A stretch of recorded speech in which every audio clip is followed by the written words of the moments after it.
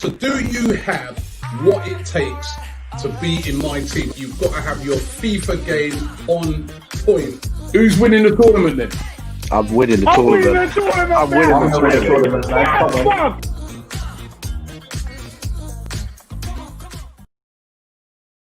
Hi and welcome along to AFTV News Daily. Hope you guys have been having yourself a great day. Good evening, as we always say here. And we've got a very special guest joining us tonight. Ex-Arsenal striker, the one and only Super Kev, Kevin Campbell. How you doing, man? Robbie, I'm excellent. How are you, man? I'm good, man. I'm good. How's the? Because I haven't spoken to you. We had you on. What? It must be about early. It was early, about 4 or 5 weeks ago. Yeah. No, I've been busy. Been very busy. Obviously, most of the things are online. That's been going on, and now that the season's coming, things are starting to ramp up because obviously I do bits with La Liga, obviously, and the Premier League. So, you know, La Liga starts this weekend, so it's been pretty busy for me. Yeah, are you going to be doing all your? Because I know normally when the La Liga's on, you're actually to and fro Spain, aren't you? But that's right. You can't do that now. You get quarantined. No, I can't go. I can't. The borders are closed, so I'm gonna have to do it from here. I'm gonna have to go to the studios in Salford Keys or whatever until they open the borders. Yeah. So. And how have they? Because obviously in La Liga, they're returning back before us. How have they been? You know, how's the build-up been going for them, and how they've been coping with it? Yeah, it's been pretty much the same. I think England's kind of following the way Spain did. Spain went back early, small groups, etc., no contact, and then they went on to bit bigger numbers, and then they got allowed to do contact and stuff. And up to present, they've had games behind closed doors like we have now. And, obviously they're starting at the weekend. Well, I think it's Thursday or Friday they start. So, there's going to be a lot of games. That's the great thing. There's a lot of games going to be coming up. And it's going to make it a really, really interesting return, which is only, 9 or 10 games. So it's going to be jam-packed. Yeah, and of course, Arsenal coming back, and they had a friendly at the weekend, and it looked in pretty good shape in that game. I mean, I know they playing Charlton, but they look sharp. They look sharp in that game, especially the strikers. Robbie, this is one thing I will say. Those games could either be easy if you make it with the right attitude, if you play with the right attitude, or it could be difficult. If you beat Charlton, let's say Arsenal beat them 2-1. No one's going to be impressed. You're going to think, what's going on? We should be sorting Charlton out. The team sort Charlton out, and then it's only Charlton. Listen, anybody Arsenal play, you're going to get their best.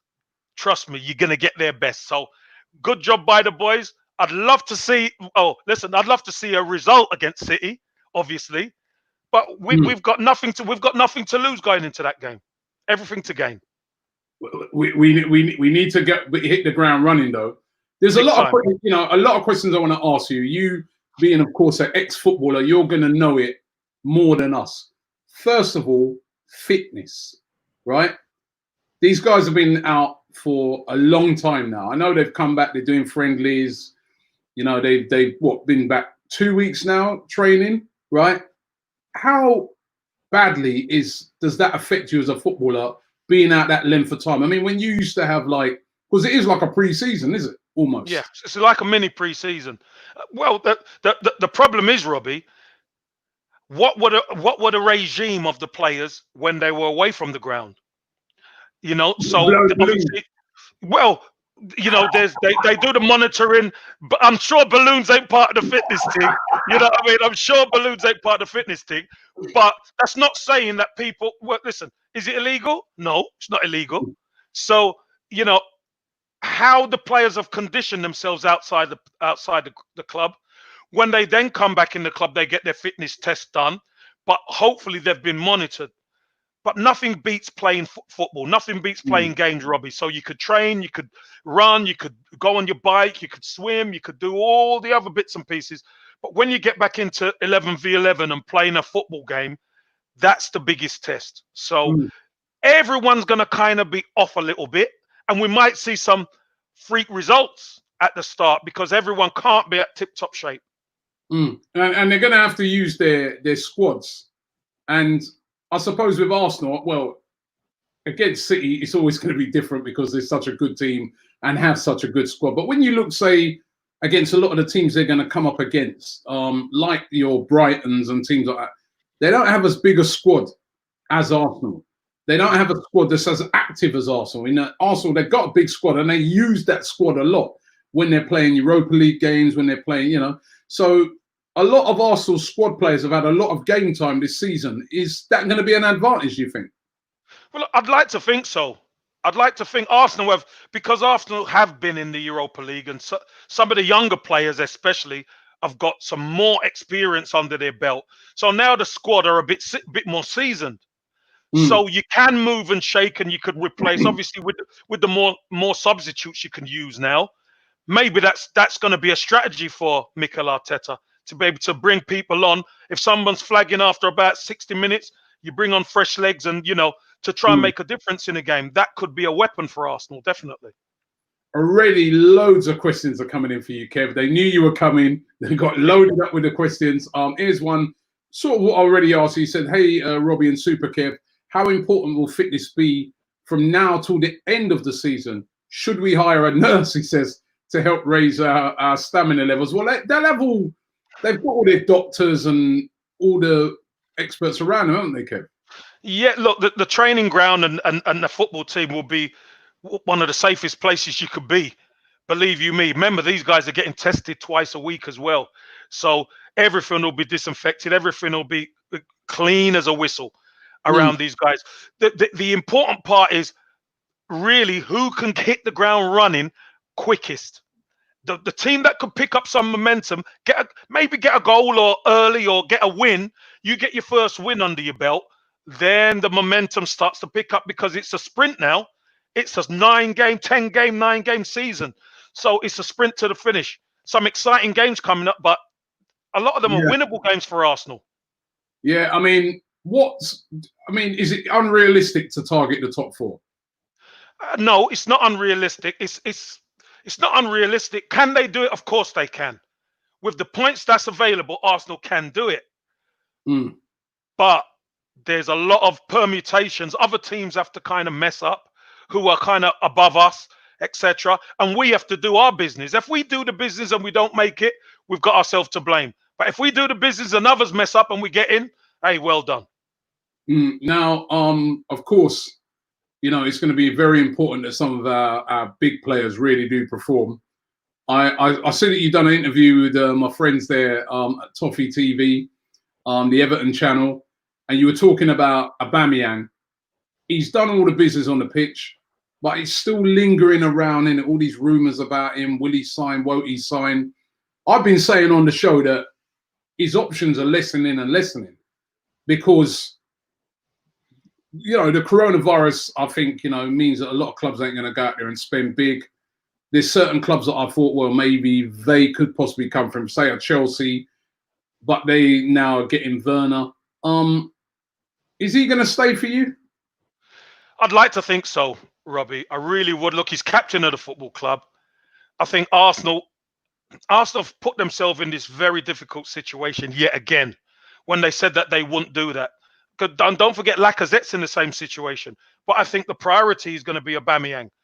Look, somebody who can guarantee you 20 goals a season, Robbie, it's so important to be able to get those goals. It's him really who's kept this club afloat on his own, if we're honest.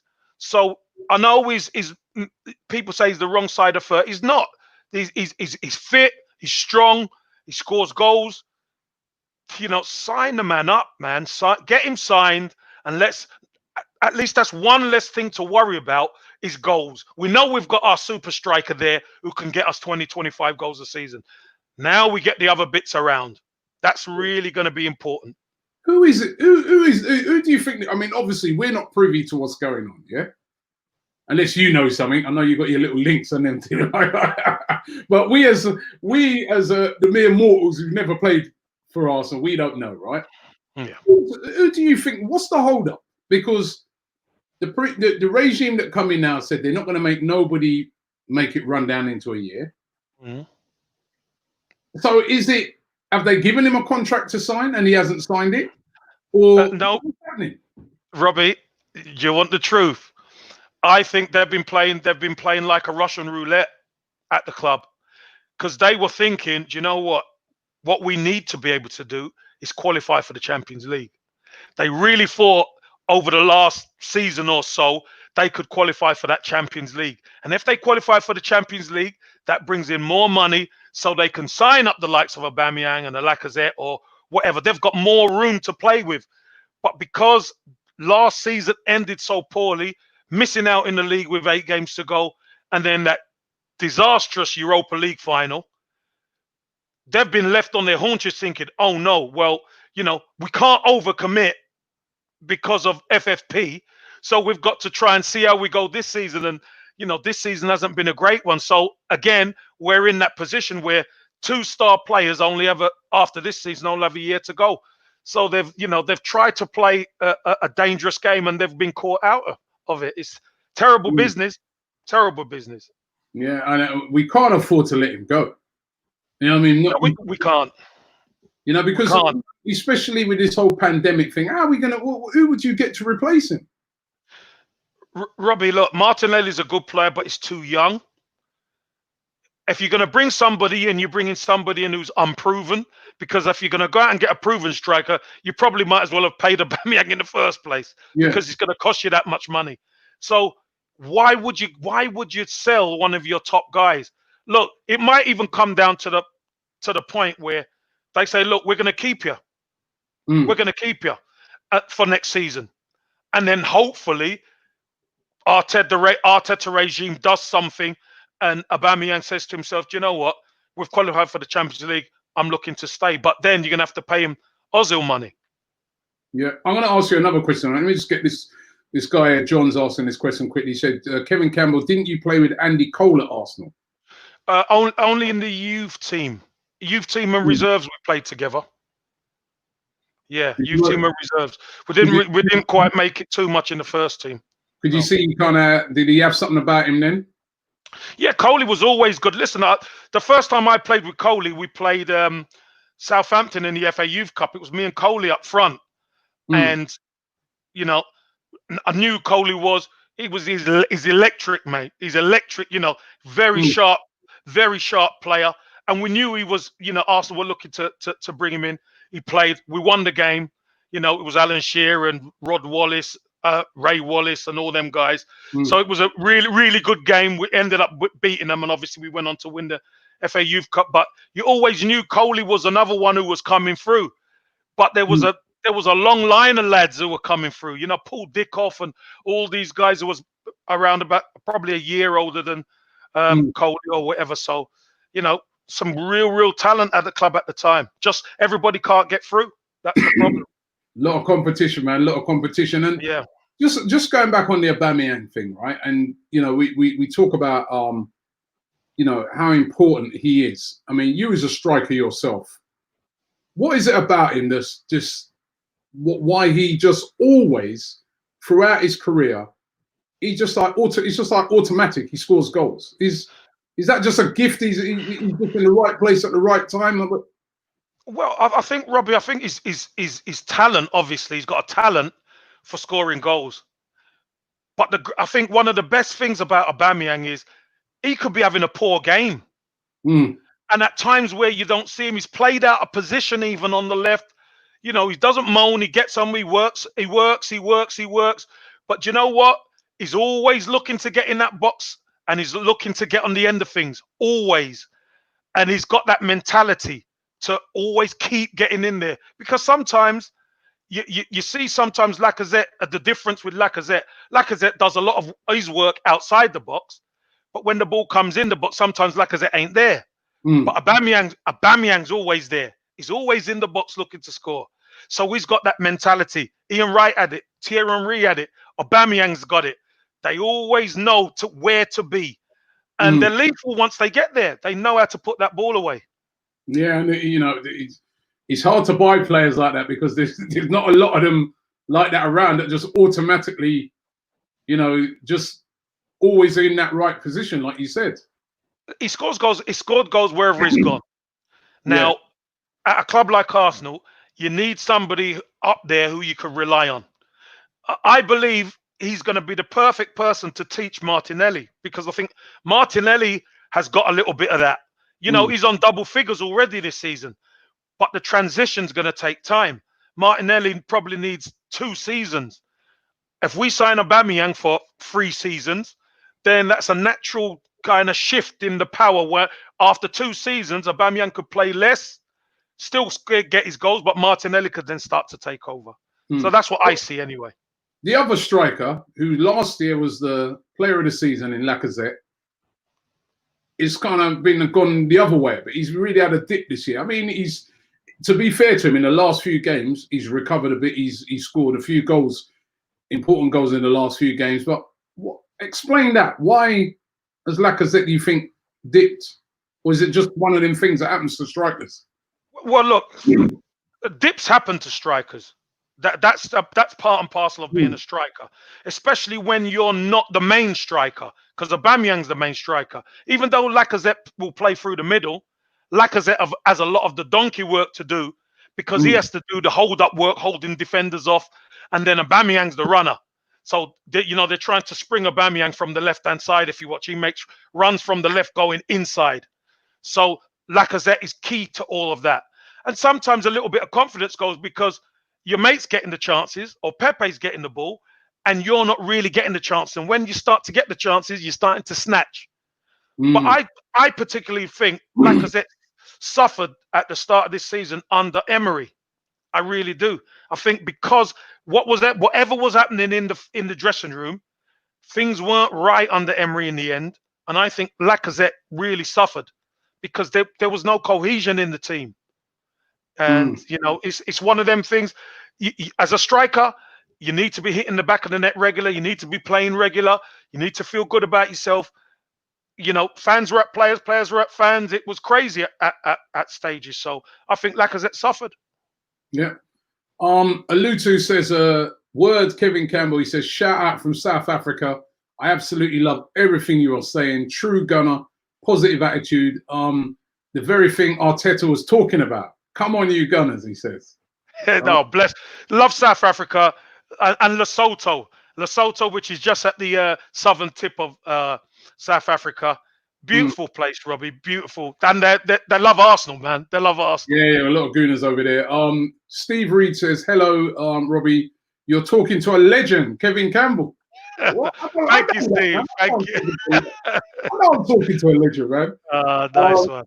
Kingsley Opera says, hi, Kev. I never got the chance to watch you play for Arsenal. Do you think striker partnership is important? Good question, this. Maybe the key to Aubameyang staying could be simply that Lacazette stays as well. They do seem to have a very good relationship. How important is that? Because you have players that have great relationships. You have other players that have had Andy Cole, didn't he? Him and Sheringham never used to talk, did they? But they still were banging in the goals. I mean, how important is that? I think, especially at Arsenal, I think the partnerships at Arsenal have been sensational. And when you look at the partnerships that Arsenal have had over the years, Lacazette and Aubameyang have that. They've got that bond. But the one problem is this. Arteta doesn't play with 2 strikers. Aubameyang has to play out of position. I think that's the problem. They've got a great connection, but being up front together and being one up top and one wide, the dynamics are a little bit different. So I think that may be something that Arteta might have to work on. So what are you saying then? Like a 4-4-2? Well, listen, I'd like a 4-4-2 or a 4. You could play a 4-3-1-2 or whatever. And the one is not necessarily behind the front 2. The one could roam. So let's say that was a Pepe or whoever. He can go wide left. He can go wide right. He can go between the 2 strikers. He could just go wherever he's going to cause mayhem, really. But I believe you need, and a lot of defenders nowadays are used to playing against 1 striker, not 2. So these 2, I reckon, could cause major problems if they played as a pair. But unfortunately, I don't think Arteta plays with a front 2. Yeah. Lee says, hi, Kev from Zimbabwe. We love you.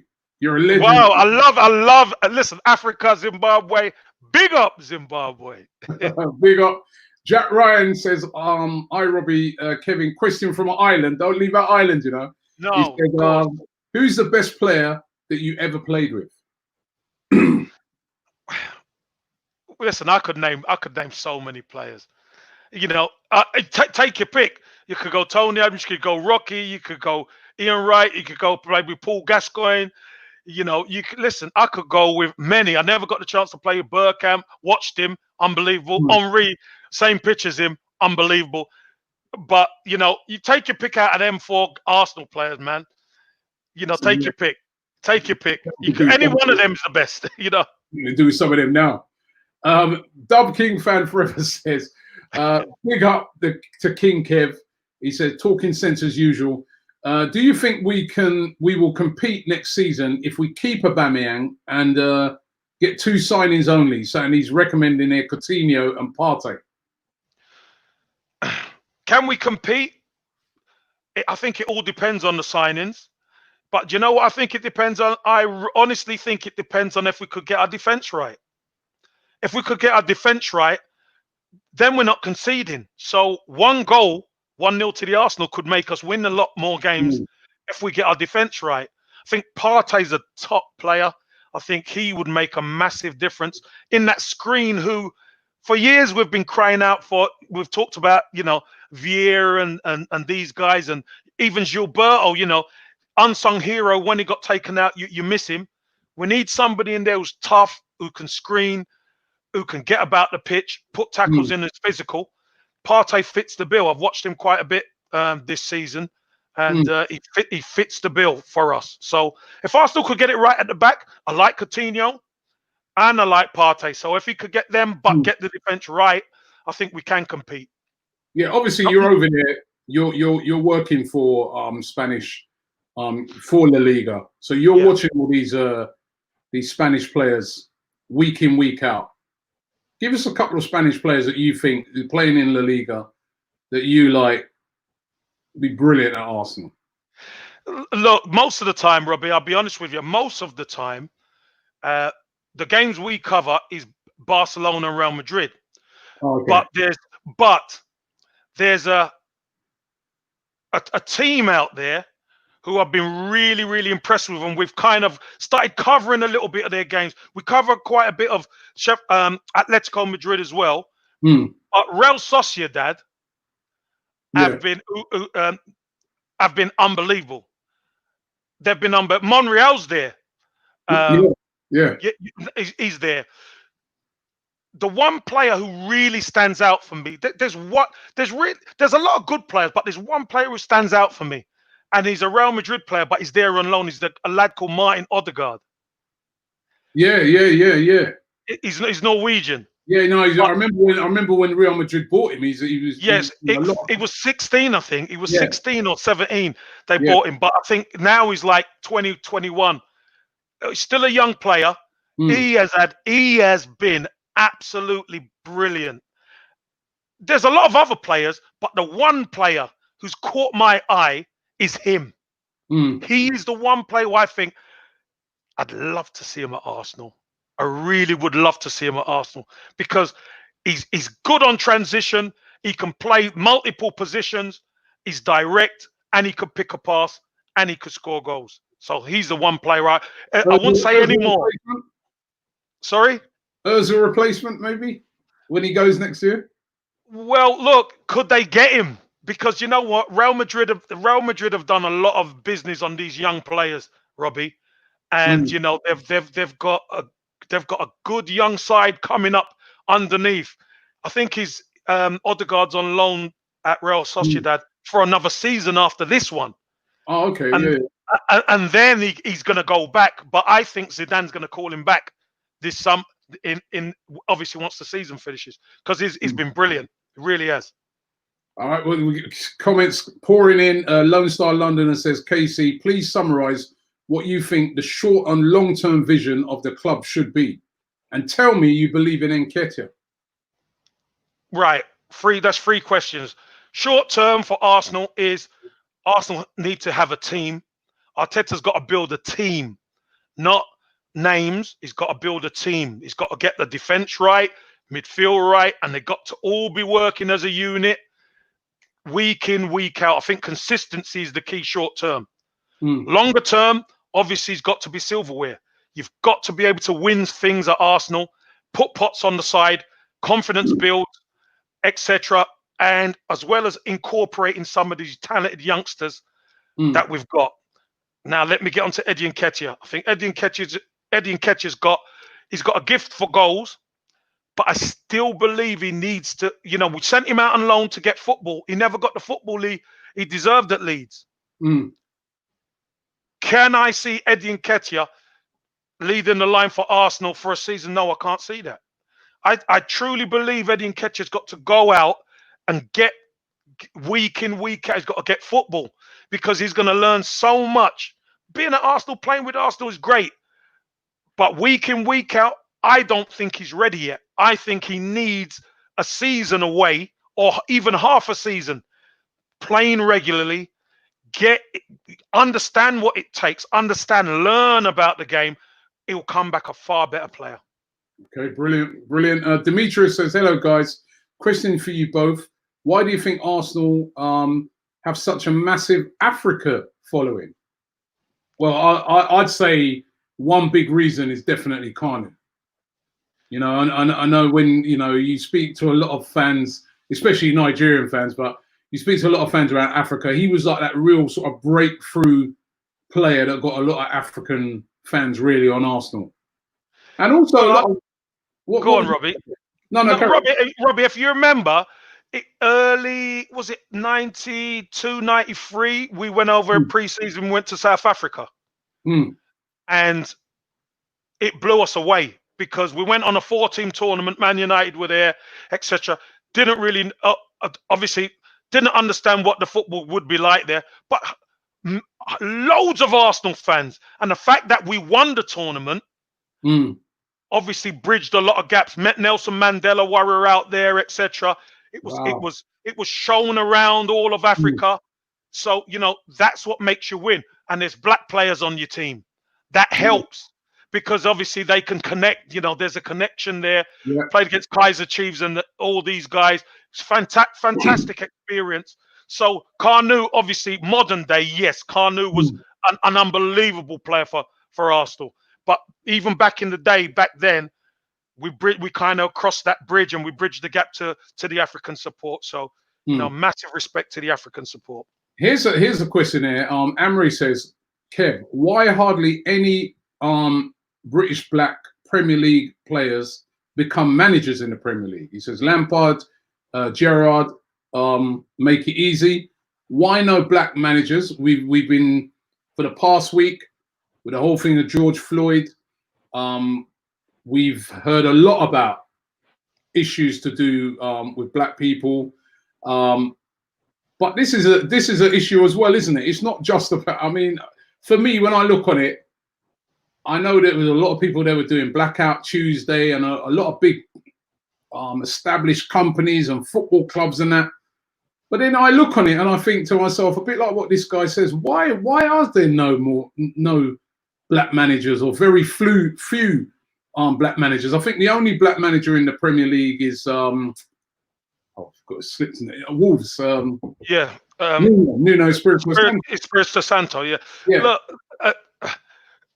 the truth of the matter is, if we're honest, they just don't get the opportunity that others do. That's it. Do you remember Chris Hughton was doing a great job at Newcastle? Newcastle got relegated. Chris Hughton took over, brought them back up, kept them in the Premier League, and then got ditched for somebody else after he'd done such a great job with the club. So you look at it. That kind of happened to him at Brighton as well. well, exactly. So you look at it and you say to yourself, "Hold on a minute, why is that?" And the only thing you could really look at is the black guys don't get the same opportunity as the others. That's it. Because clubs would maybe prefer to go for a foreign manager now. Whereas back in the day, there weren't so many foreign managers, pre-Premier League. Now, there's a lot more foreign managers and players coming in the Premier League. So obviously that dilutes the opportunities. But You know, Sol Campbell. Look at Sol Campbell. Sol Campbell's done well. They've sent him to the worst clubs, and he's done a job at the worst clubs. So, but a lot of the Premier League guys know about this. They know they're not going to get the opportunities. So half of them won't even bother because there won't be the opportunity. Do you think like there'll be some players? Because I think about some of the brilliant black players that have played down the years that, you know, have had leadership qualities on the pitch and stuff like that. And you're like, why is it none of them have made a managers? Why? And I speak to some of them. I always ask a lot of them, are you going to go into management? And a lot of them said, oh, you know, I don't think I'm going to bother with that. So do you think that's what it is? That there's like, yeah, what's the point? I ain't gonna no job for getting that. Yeah, the thing is, Robbie, look, if you're a Premier League player and you've seen players you looked up to, black players you looked up to, like your John Barneses and Ince's and Chris Hughton even, and all these guys, not getting the fair crack of the whip. How are you going to get a fair crack of the whip? The only way you're going to really believe it is by seeing it happen. It's got to happen sometime, but when it's going to happen, I don't know. I honestly don't know. And the fact that there's only one black manager in the Premier League, and the Premier League, you look at the amount of players that's in the Premier League that are black. How many black people on the board of clubs? Well, there's none on Arsenal's. Well, the only one I know is Les. Les Ferdinand. And that's in the Championship. That's the only one. That's the only guy I know, and big respect to Les. But until stuff like that starts getting addressed, the chief scout, all these guys start moving up the ranks, and then you could start filling some of the positions at the top, because it doesn't. The football clubs only reflect the fan base up to a certain point. Once you get past a certain point in the hierarchy, there's no black. There's no black, unfortunately. So that question must be asked upstairs. Yeah. Really, that question must be asked. Why? Because we've got to ask these questions now, innit? Because with all what's gone on, there's been people have been protesting, and I'm not on about the you know, listen, 95% or more of the protests have been peaceful. There's been a lot of young people out there protesting, and it's not just black people protesting. It's people of all races protesting and saying enough is enough. We need to do something about this. And there's been a lot of football clubs that have jumped on it and said, we stand by you, down on the knee.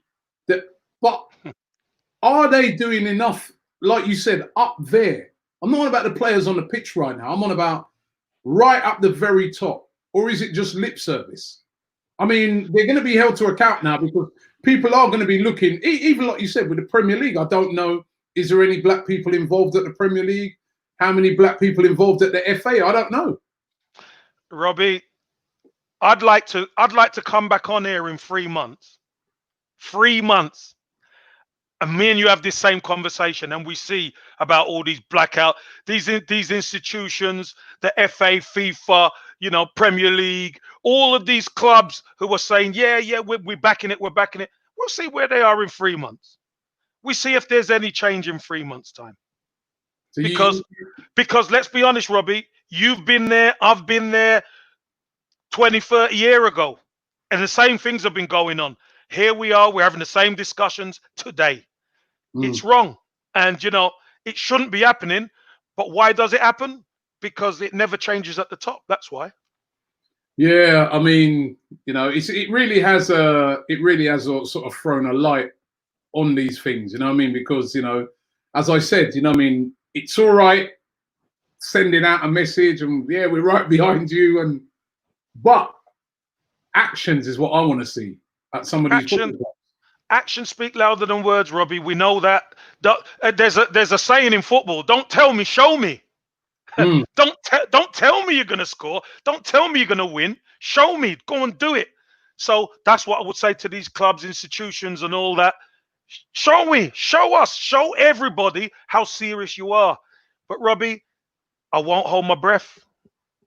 Unfortunately, and that's always sad to hear that. And I hear exactly where you're coming from on that, 100%. Ella says, big up Shake Robbie. I've got this new name, Shake, from a couple of days ago. Question to Casey, based on your experiences, does these crop of players know what it means to play for Arsenal and for the shirt? Now, we've spoken about this before when you've come on, about mentality, and do these current guys know? Look, I don't want to be remotely disrespectful to anybody at Arsenal right now, because I know there's some people there who are part of, who have played, but back in the day, if you look at some of the upbringing that the Rockies and the Michael Thomases and the Adams and all that had coming through to the way these boys are coming through, I would say it's chalk and cheese. It's no, they don't understand. And when people talk about leaving the soul at Highbury, the soul at Highbury wasn't just the players, it was the backroom staff. The likes of your Pat Rice, your Geordie Armstrongs, and obviously George Graham was manager at times and brought a load of these players through. And you had Terry Murphy, Steve Burtonshaw in the background, Steve Rowley. These guys had been there for years. These guys had developed players and got them through and kept your feet on the ground. No matter, money didn't matter. It wasn't about money. It was about who you are, what you are, and who you represent. Famous words spoken by Arsenal. Rocky epitomized them words. And every youngster at Arsenal knew it was about who you are, what you are, and who you represent. You represent the Arsenal. And that was the key. Now, I think the guys have pride playing for the Badger. I really do, because I think there's a lot of hunger there. But I think that the regime and the times have changed. There ain't that continuity behind the scenes that we had. Getting coached by Arsenal captain who's lifted FA Cup, etc. Played loads of games in the first team. Who better to teach you? Who better to keep your feet on the ground than somebody like Pat Rice? And the fact that, we had a diverse amount of people in squads coming through. Pat Rice being Irish, he could kind of relate to a lot of the guys as well. So, it was a wonderful time. As I say, I don't want to be disrespectful to the current regime, and I know there's very good people there. But the continuity of having these guys in place for years and years and years and years and years, I think there's too much change in the background at Arsenal, and there's not enough players who have actually played and done it, where young players could be taught, you don't do it this way, you do it that way. Yeah, simple. Do you know what I mean? David Orchard says, hi guys, love from the Isle of Wight. Do you think Arsenal will win the FA Cup this year? And he says there's no black referees either. Thoughts? And another guy who says that as well, Rex Ford, he says there are no black referees or linesmen in the Premier League. Well, I'm sure it's done on like a merit type system where you have to build up. You don't just get, because you're black, you get put in the Premier League. I don't think it works like that. I think it works that you have to work your way up through the leagues, and whether it's on a point system or whatever, you get marks, and then you qualify for the Premier League. So, I think everybody has to go through the same. Yeah, not one linesman or second referee, as they call him in there, not one referee. Yeah. Yeah. And the other question, he says, can we win the FA Cup this year? We've got Sheffield United, of course, in the quarterfinals. Yeah. Listen, of course, Arsenal could win it. Of course they can.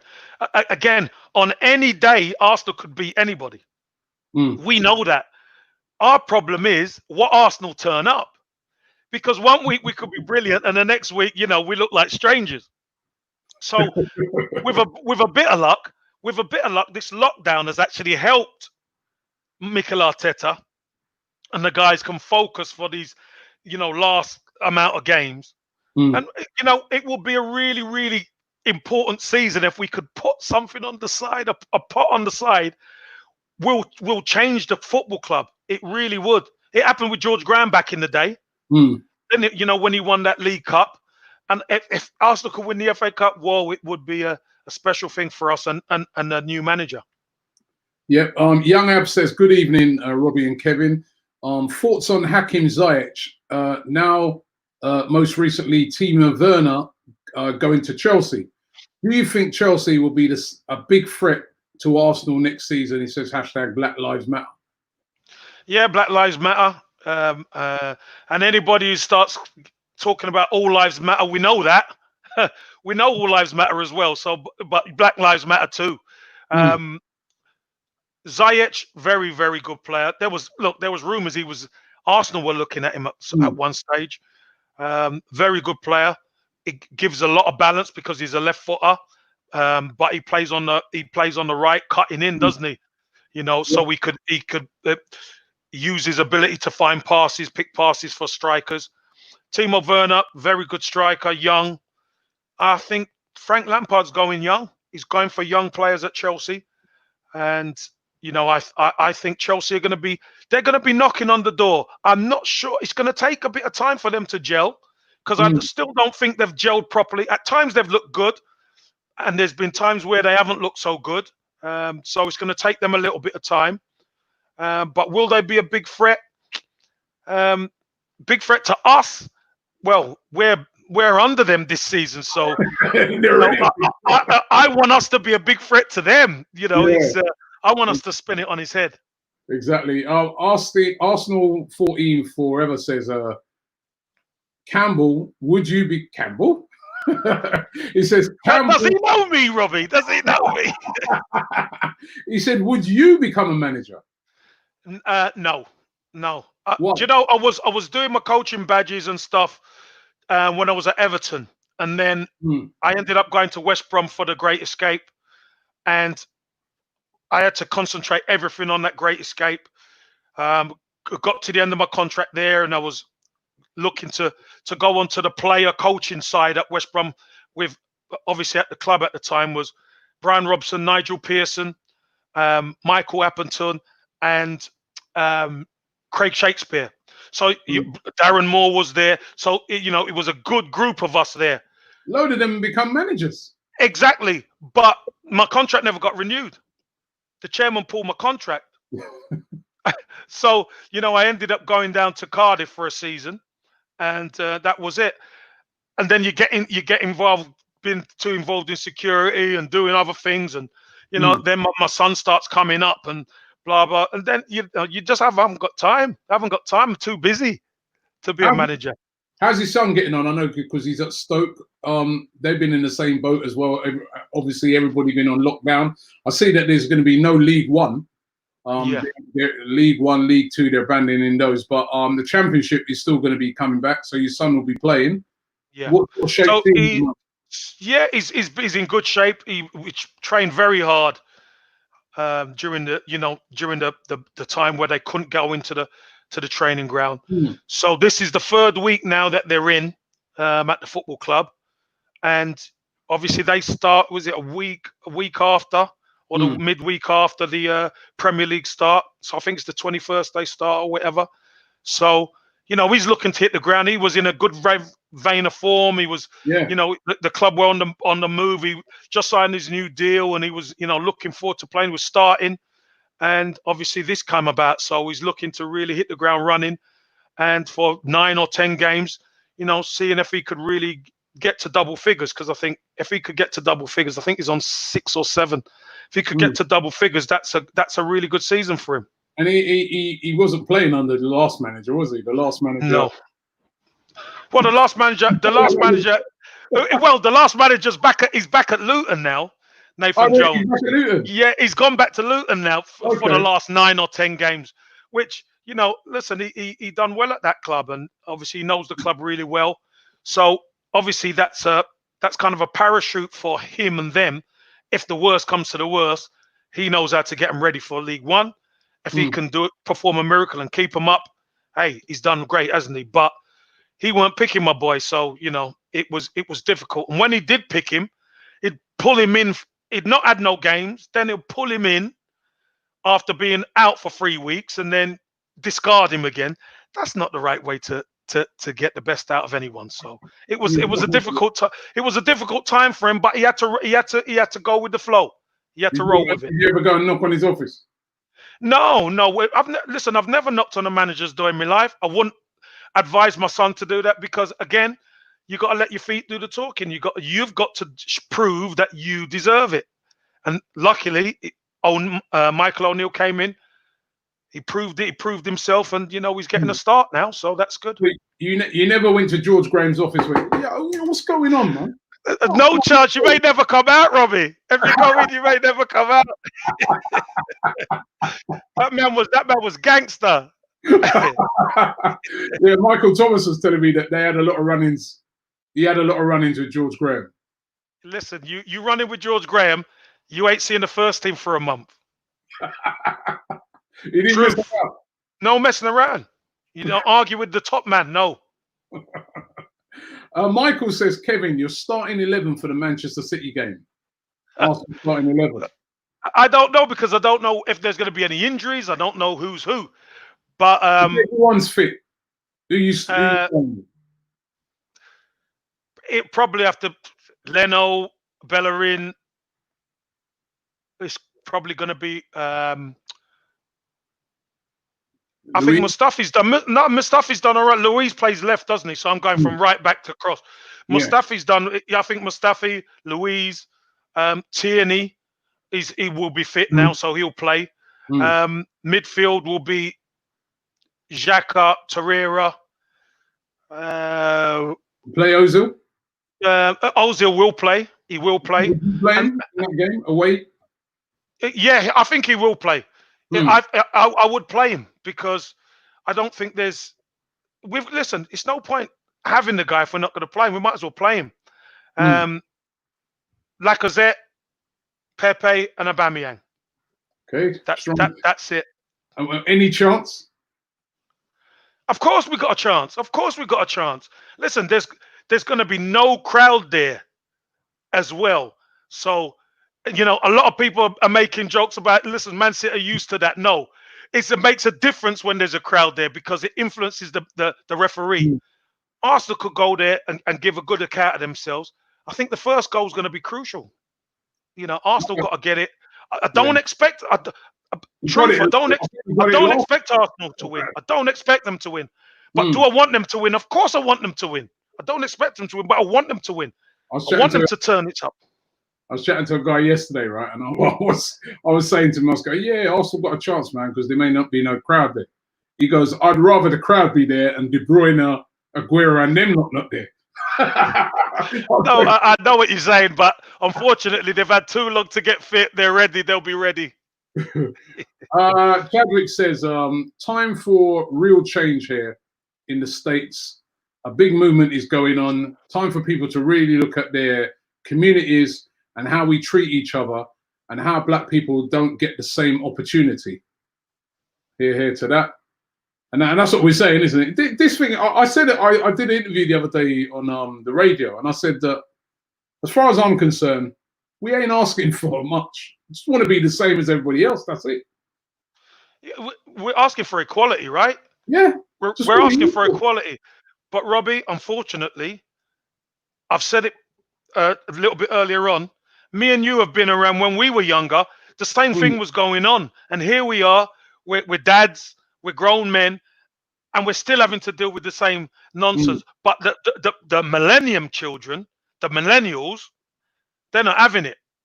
They're not having it because they don't see all that old bigotry and all that old nonsense. They're not having it. And it's welcome. So if things can change, obviously it will be fantastic for our children that it does. Yeah, brilliant.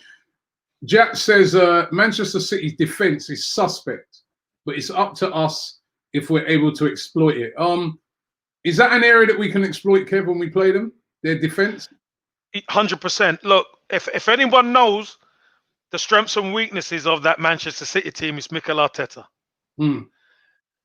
Our problem, Robbie, is our defense is suspect. That's the problem. Going forward, we can score goals, but if we can't keep them out at the other end, it's so difficult to beat that Manchester City team if you can't defend properly. That's what I would say. So it's tough. Karan says, if Kroenke does inject cash in the club, who would you like to see come into the club? Question for Kev. Well, do you think, I mean, we've heard these things about cash injection. Do you think you're going to inject anything in? Well, Robbie, I think he's going to need to.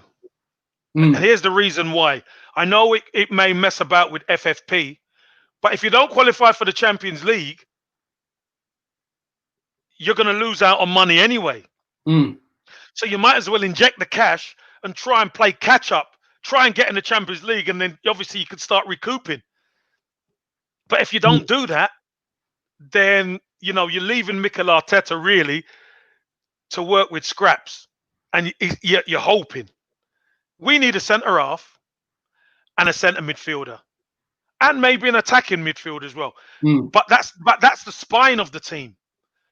No team wins without a strong spine. And at the moment, we haven't got a strong spine. Saliba's coming in. He's a young lad. He's had some injury problems. That's next season. Will he be good? Maybe, possibly be a really good player. But he needs somebody beside him who can play, who knows the terrain, etc. Koulibaly, Upamecano. I'd like Koulibaly myself. Yeah, because he's Upamecano's decent, but he's young. Koulibaly's experienced, and to do it in Italy, to do it for Napoli, out there with a lot of pressure, he could come to Arsenal and he could slot in next to a Saliba, and I think we'll be looking good. With Partey in front of them, all right. Wake up now. Yes. Yes. Hey, break that down. You know what I mean? That's what I'm talking. That is what you call a team. Do you know what? I forgot to ask you. Well, not that I forgot to ask you this, but last time you came on, I remember we were discussing at that time, and it was right at the start of the pandemic, pay cuts.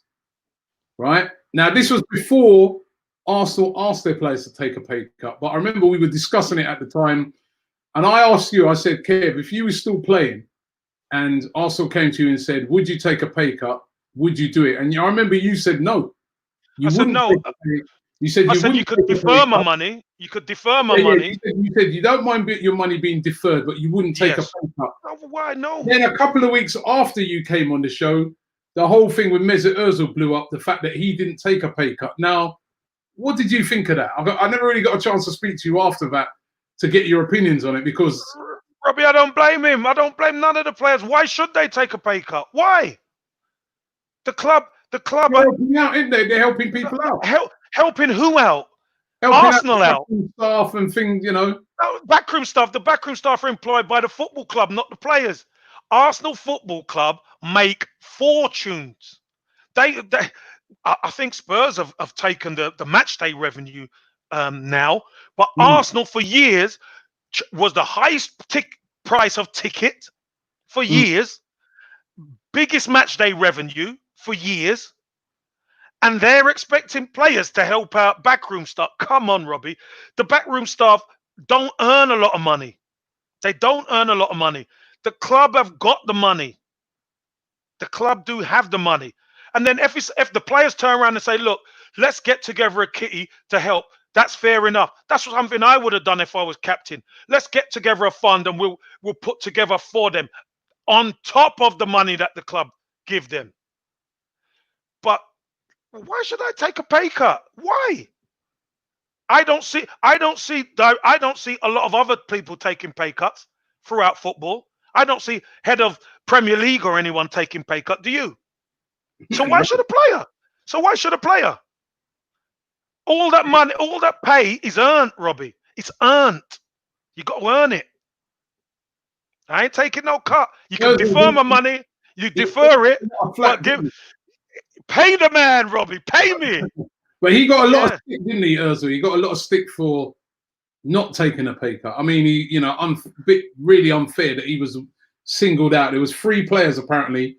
But Robbie, wasn't there some mitigating factors that he wanted to know where the money was going or something like that? Yeah. Because he does a lot for charity, which is fantastic. But the rumor has it, I don't know 100%, so don't quote me on it, but the rumor was he asked, which is a valid question. Okay, if I'm going to take a pay cut, where's the money going? And I don't think they could tell him where the money was going. So if they don't tell you where the money's going, why would you give it? All right, if you're there right? You're sat in there, you're sat in the dressing room, or you're all on a call, and all your teammates are saying, yeah, you know what, the manager, George says he's taking a pay cut. We're all doing it as well. The whole team. Well, so let's all... let me stop you there. George, take a pay cut. No, sir. All right, maybe that's a bad example. Yeah, no, sir, that's a bad example. But Robbie, all right, go on with that. Okay, let's say you did. All of us would have to pick our jaws off the floor, because if he's taking a pay cut, but no, I don't think. I think we would agree. You could defer our money, no problem. But no way, no. Okay, Chadwick, go back on the other issue we've been discussing, the Black Lives Matter. He said, big up Robbie and Kevin. Things will change. Like Kevin said, the younger generation will change this world. Enough is enough. Time to speak up. And Leona Hernandez says, I live in Croydon, where black teens are fighting on the streets nightly. We need to fix our own house before we look for equal rights. But Leona, if there's equal rights, if there's equality, you'll find less people fighting on the streets, because they've got jobs to go to. They ain't gonna have time for foolishness. You know, that's the thing. That is one of the ways to fix it, is equality. And I always say, I mean equality right across the board. If you're out there making trouble, you get arrested, and if you've got to go to prison, you go to prison. But that should be fair as well, because even things like that ain't fair. You know, you'll have System, Robbie, arrested for the same thing. One gets a probation, the other one's gone to prison. Why is that? And I've spoken to people before, like a friend of mine, she was a solicitor, and I remember her telling me with lots of frustration once that time after time she sees two people go in the same thing they've done. One goes to prison and the other one's not gets let off, but is probation or a slap on the wrist. And she said, it's terrible. She goes, she can't believe it sometimes. So it's equality across the board. Nobody's asking for a favor. But if there's not equality, that's what it leads to. It leads to frustration. It leads to people saying, well, you know, what's like what you just said with the manager thing, Kev, where you said there'll be a lot of black players saying, but what's the point in doing all these badges and I've got no chance of getting a good manager's job. That whittles it, it drops down levels to different things as well, where you'll get guys say, well, yeah, what's the point in me going? What am I going to college for, uni? Well, it ain't gonna. Rather, I'll go on the road. That's what starts to happen. If the system, what the system, yeah, Robbie, what the system does, the system dictates what happens on the streets. Mm. And when we were young, we had youth clubs to go to. We had this, we had that. There was so much more for us to do. Not saying that there weren't still things going on the streets, but at least if you wanted to stay off the streets, a lot of the time you could. Mm. Now there's nothing. There is nothing for these youngsters to do.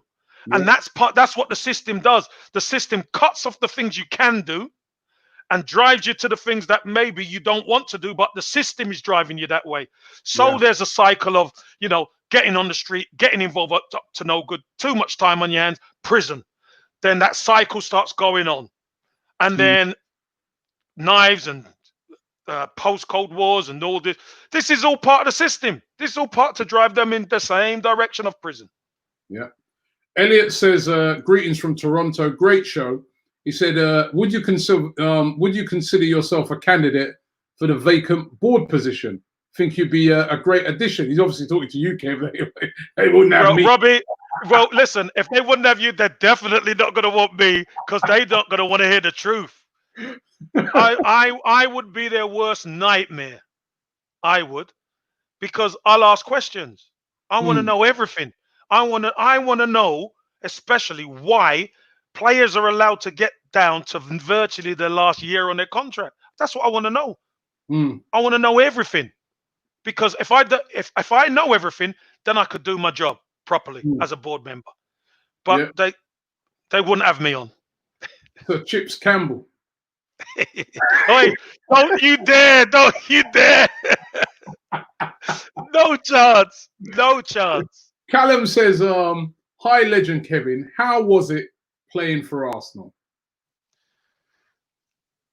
Callum, it was just like you, Robbie. You're a fan. I was a fan growing up, going as a kid.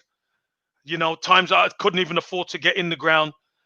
Stood on the North Bank, and then to be able to get signed by the club as a kid and work my way up through the ranks and see young players making it who were kind of a couple of years ahead of me. My old schoolmate Michael Thomas getting to the first team, scored a goal at Anfield, which I was a part of that squad, was amazing. And then I start to get involved, and a couple of years later, I win my first trophy for Arsenal. And I win 4 trophies at Arsenal, one being a European medal. It's the things dreams are made of for any fan. Callum, was it Jenkinson done it, didn't he? Jenkinson done it, and he said his dreams have come true. For me, it was even more because I'm from South London. I also had a big scouting network in South London. Paul Davis, Michael Thomas, Dave Rocastle, myself, all South London boys, and we all came through as part of the same squads, which is virtually unheard of. 4 black guys from South London who all came through at the same time, and you make it and you win together. That's why you see a lot of the pictures. We're all together because it's just so special. The Arsenal Football Club, the Arsenal is such a special club because, and I'm sure you could comment on this, Robbie, as a black boy going to Arsenal when I was a kid, I felt comfortable going to Arsenal. Yeah, I did. I felt a lot more comfortable going anywhere else. From South London, I used to go to Mill because he used to play Sunday football around Millwall. Would never. I was dangerous around there. Dangerous. Even though I know a lot of people, it was still dangerous. Dangerous. You know what I mean? It was dangerous. I remember when I lived around. I lived around in southeast London, right? And right, I remember my to get loads of advice. Avoid Old Kent Road on a Saturday. Saturday night. Won't go nowhere near. So. Trent Singh says, big up King Kev. Love the MJ poster behind you. He said, did you watch The Last Dance? We need that kind of winning mentality at Arsenal. That is a really nice MJ poster. You got Muhammad Ali one there as well. Yeah, Muhammad Ali's there as well. Yeah. Look, up there, man. Well, look, I've waited ages to get these posters because I had some posters up and then I took them down. I said, no, I'm waiting. I need to get these guys because because I'm doing a lot more online. It's still an inspiration for people to see these guys because Muhammad Ali, if we're honest, Robbie, he was probably before his time. Yeah. In the things that he was saying. I mean, it was very relevant then, but we could really do with him now. Yeah. Saying the same things. And Anthony Joshua kind of said what he was saying, and he's getting pilloried for it. He's getting battered for it. But Anthony Joshua was saying what he said was right. And at the end of the day, it's right to be able to say your piece because at the end we are not treated the same. Do you know what I mean? But getting back to the question, the mentality. The mentality, the winning mentality. I've watched The Last Dance about 8 times. It's been brilliant. And every time I watch it, Robbie, I pick up something different. There's always something I catch from a Dennis Rodman or from a Scottie Pippen or even a Steve Kerr. But obviously, the majority of it, you get in that never say die attitude, that winning mentality from Michael Jordan. I can relate to it because that's what it was like under George Graham. I'm sure that's what it was like under early Arsene Wenger with them great teams that he had. But we've gone away from that, and we need that mentality back. But you only get that back if you're a team. You only get it back if you're a team, because once you get that team, the fan base will follow. Yeah, the fan base will come. What I liked about that documentary, Michael Jordan, is that not only was he obviously he was an absolute legend. I remember watching him play when I was younger. I used to love. It brought back so many memories watching that documentary. But it was like the fact that he just did not allow anybody else to come in that dressing room with. You had to be on the same wavelength as him, or else. And it did kind of. I just kept thinking to myself, I bet you any money, Vieira, Tony Adams, Rocastle, Thomas, Davis, yeah, Merson, yeah, Kevin Richardson, you know, you said Bold, Winterburn, Dixon. You could trust me, you could roll the names off. Everybody had that mentality, Robbie. And yeah. as a young player, then going into that, you knew the mentality straight away. Because if you didn't have it, you wouldn't last. Yeah, and then I start to think about now, and it's like it then becomes so apparent to me that that is what's missing at Arsenal, because I look at Arsenal and I'm like, there's a lot of talent in that team, a lot of like unbelievably talented. You've got to be talented to play for Arsenal to right. And I'm like, but does that exist in the dressing room? Are there players in there that will say, "Hey, yo, what was that you were doing out there?" No, man. I mean, I don't know. I just can't imagine it. Robbie, give me a little bit less talent and a lot more fight. That's what Arsenal need. Arsenal need a lot more fight in them. Get rid of some of the talent, but give me some fight. Because you know what? We lose out on the fight. We don't lose out on the talent. We lose out on the fight. And then when I look at teams, right? All the most successful teams, even at the moment, Liverpool, Van Dijk, Henderson. You can see it's obvious with those guys. You can see what they're up to when they get into that dressing room, what they won't allow as regards to performance-wise. When Vincent Kompany was at City, you could see that guy, they've all got that trait in them that Jordan has. You know, winning mentality. We are missing that. Robbie, and here's the weird thing. I'm so pleased you mentioned that. You know what it looks like. You know what it feels like, Robbie. And where we stand today, you know it's not there. You just know. And you could wish and hope for it, but it's not there. It isn't there. And Arteta has to adjust it.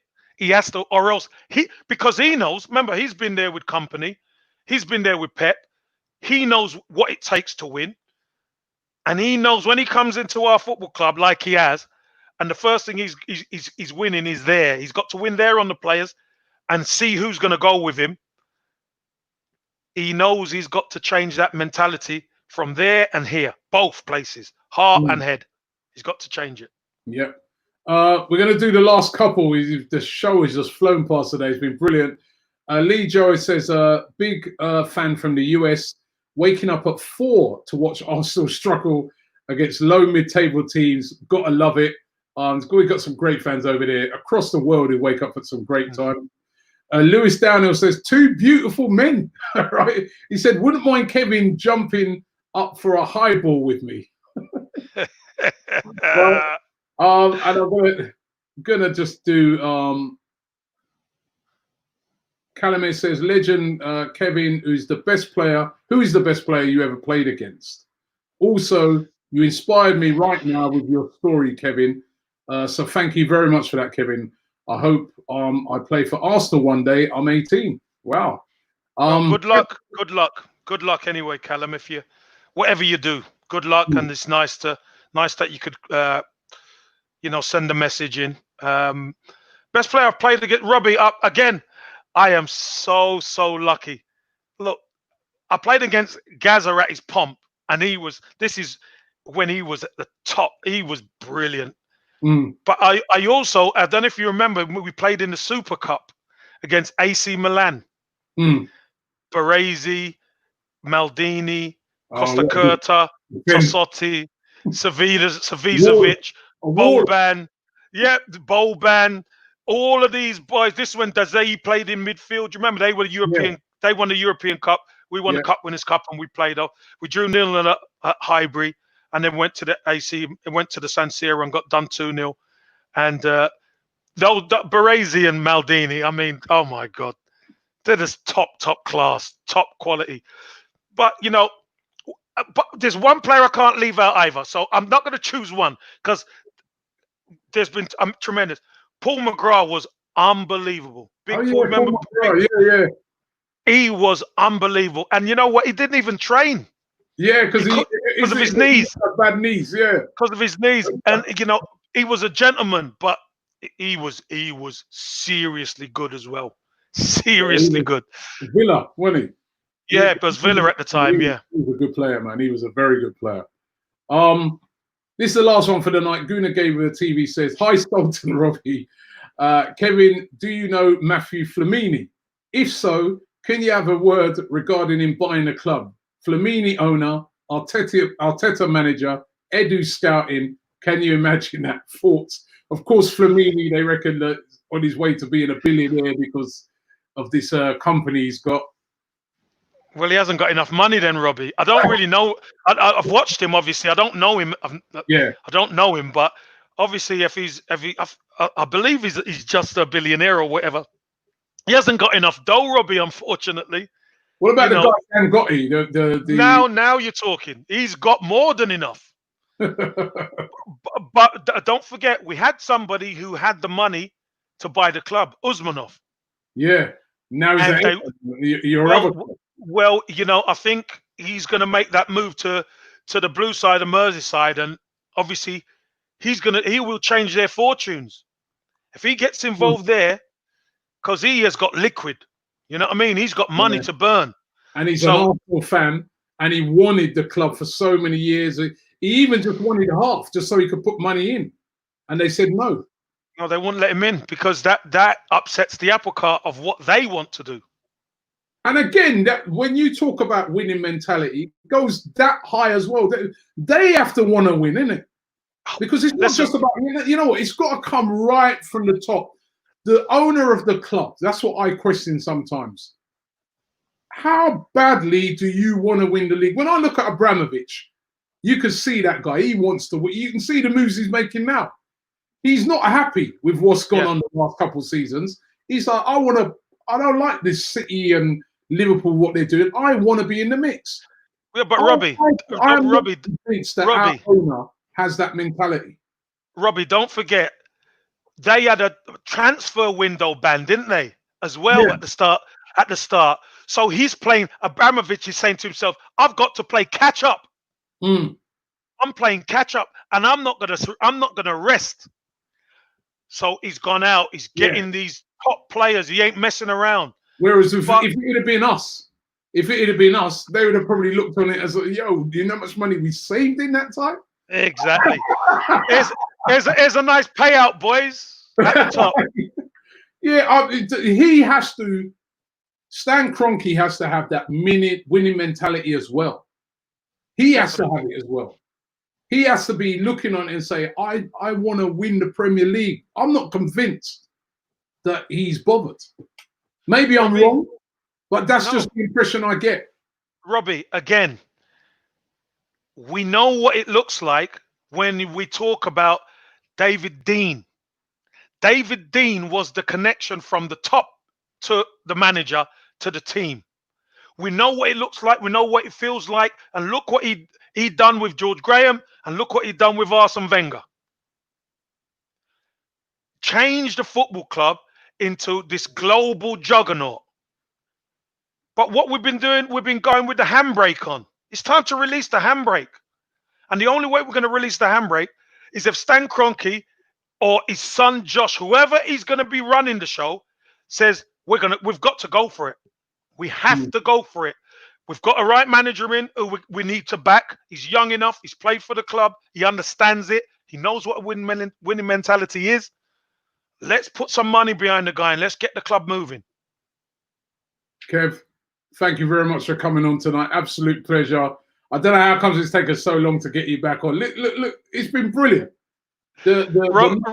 Robbie, you've got to give other people a chance, man. You've got to give other people a chance. I've got a chance if you're coming on, you know what I mean? But no, it's been brilliant having you on.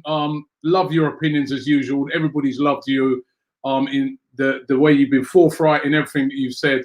And let's hope that when the season restarts, we can go to City and get something and finish the season strongly. And you never know, maybe Stan Kroenke's been watching the Last Dance and might have a change of attitude. Who knows? Big time, Robbie. And listen, thanks for having me on. And big up to all the Gooners and everyone who tunes in. You know, you've been keeping a lot of people from going stir crazy, Robbie. So keep it up, boss. Thank you very much. And I'll see all you guys in the morning. Take care, everyone.